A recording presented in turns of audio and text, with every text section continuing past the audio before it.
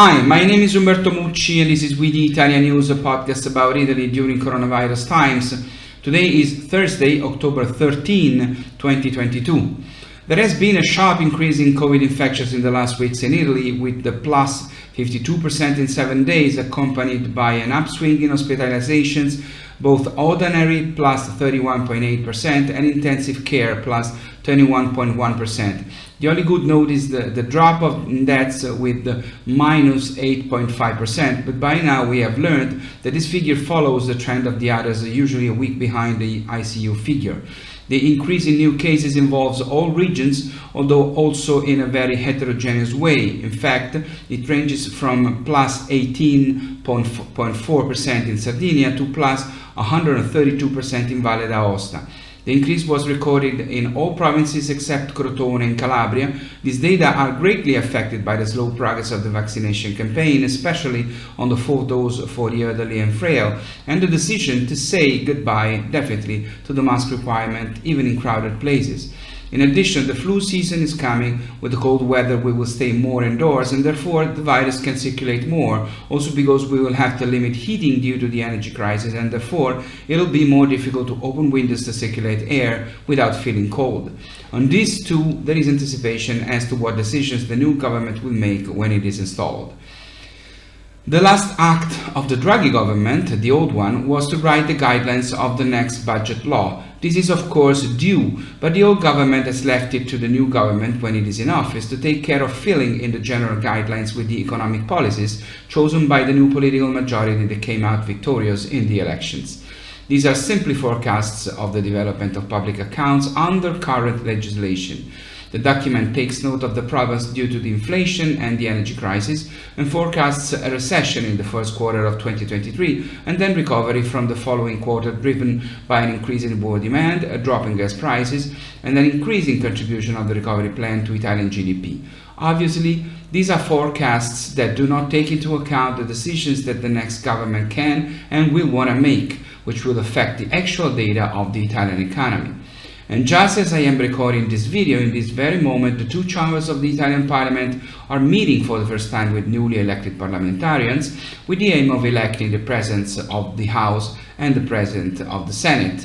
As per practice, presiding over the first session of the new Senate will be the most senior senator, and in this case it is Liliana Segre, senator for life, a Jewish survivor of the concentration camps after the roundups ordered by the fascist government, together with the Nazi allies just before World War II.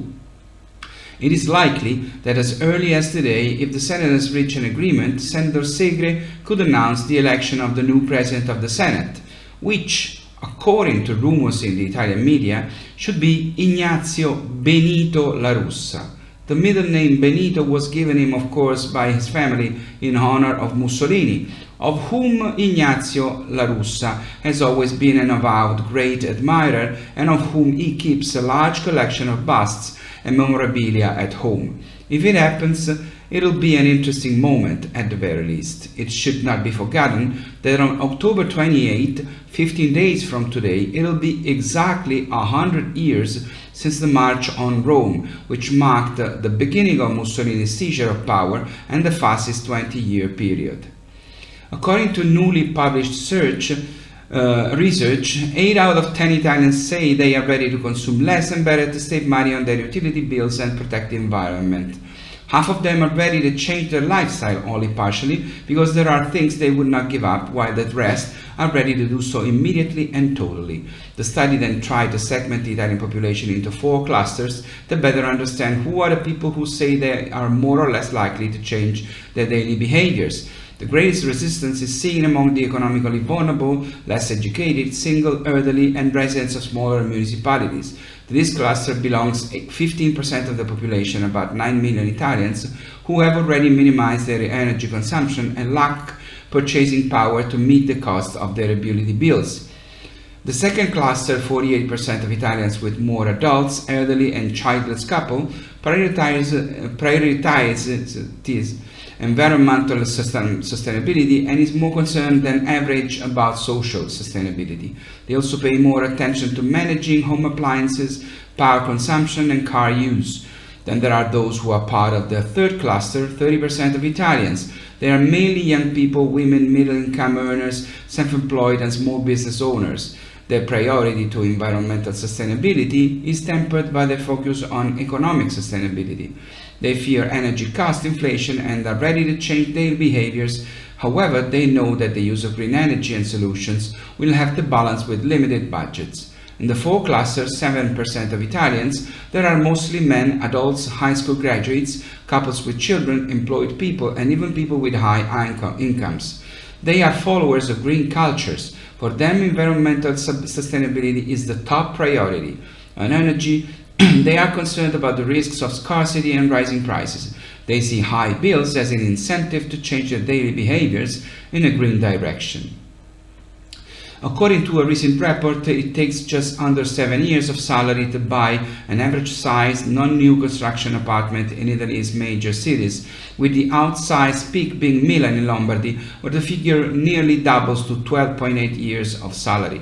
Rome in Lazio and Florence in Tuscany follow with 9.1 annuities. The cities where the fewest salary annuities are needed are Palermo in Sicily and Genoa in Liguria, with 3.6 and 3.5 respectively.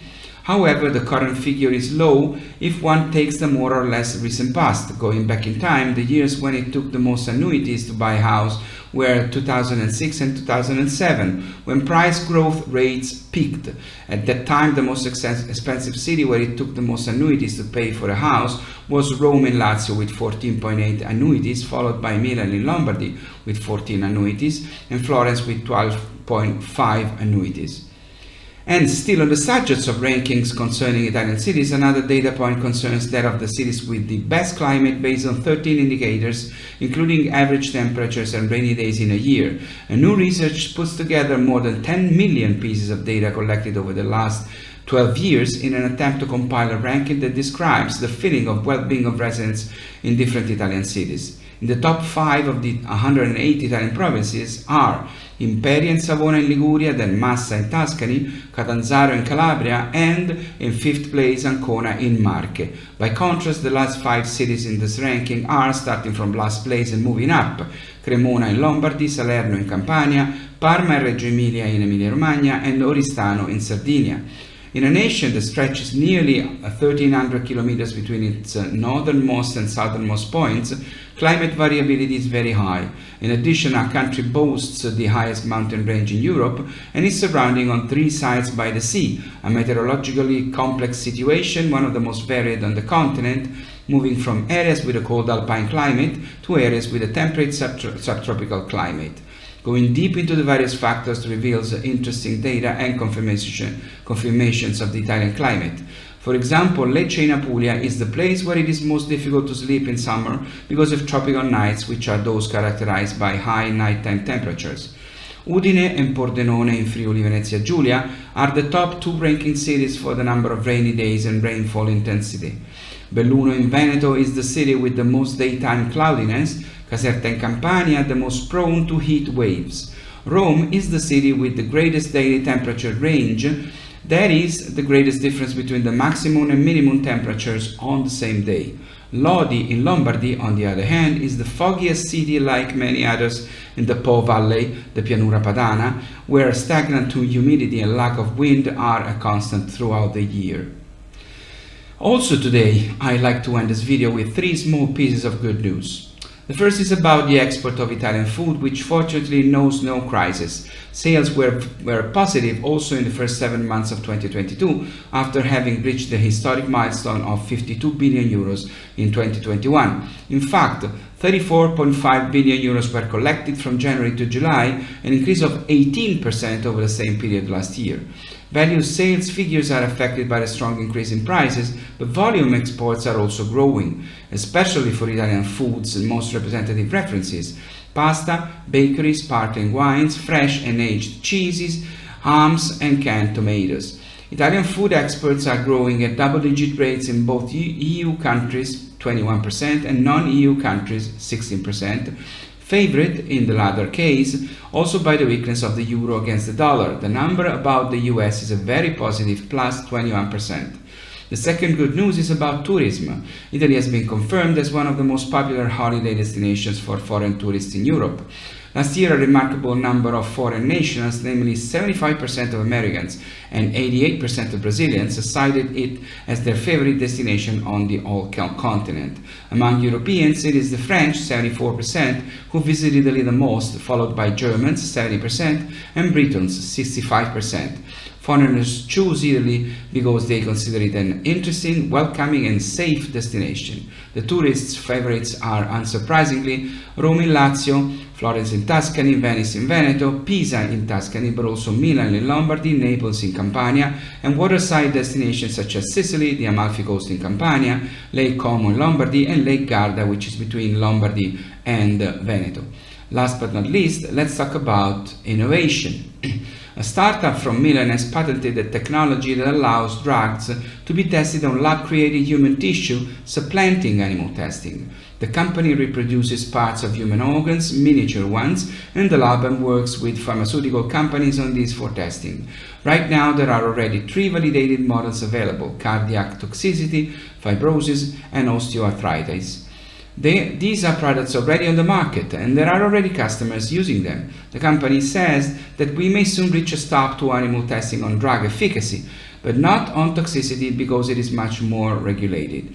It will take much longer there to replace animal models, but we are sure we will get there, and it will be an Italian who will do it. It's all for now. It's all for today, so please stay safe and take care. My name is Umberto Mucci. This was We the ItaliaNews. I'll see you next Thursday. Ciao from Rome.